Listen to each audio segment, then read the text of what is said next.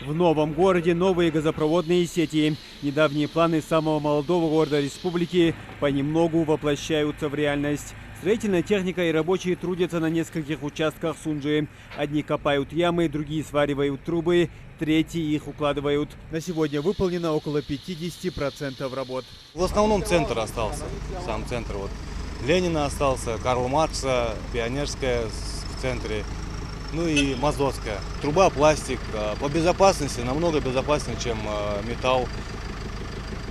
Нюхалки, вот это вот все. Вот утечка газа сразу уходит на поверхность, под землей ничего не остается. Поэтому насчет безопасности, конечно, это намного лучше, чем металл. Рабочие проложили около 12 километров газопровода от 18 необходимых. На строительных участках работают около 15 единиц техники и более 40 специалистов. Работу существенно тормозят другие подземные коммуникации. Только на этом участке в 10 метров 7 линий. В основном водопровод. Трактором копать нельзя, приходится вручную. Канализация, вода, действующий газ.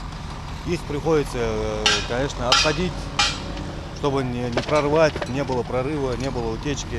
Все это проверяем, все это делаем. Это уходит время, на это уходят силы, на это уходят средства. На городских артериях, где проложен асфальт, дорожное полотно вырезают специальным аппаратом.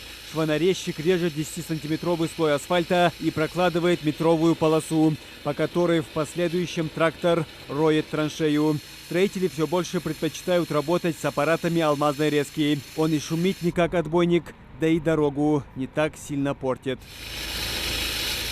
Большая часть подземных газопроводов в Сунжи достигли предельного срока эксплуатации. Норма для них до 40 лет, а городским газовым трубам около 60.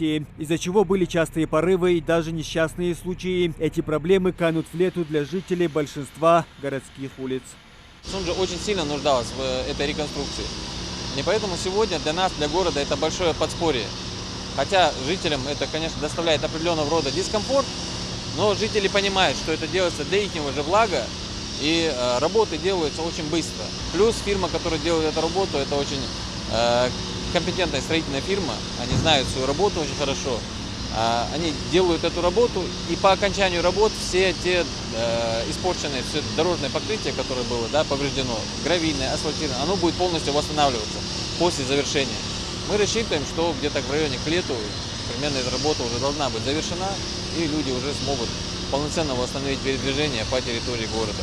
Рабочие прокладывают 2 линии газопровода. Одна центральная, она среднего давления и предназначена для окольцевания всего участка. И вторая разводящая. Она низкого давления, и непосредственно к ней подключают абонентов. Рабочие также к домам выводят стояк для подключения.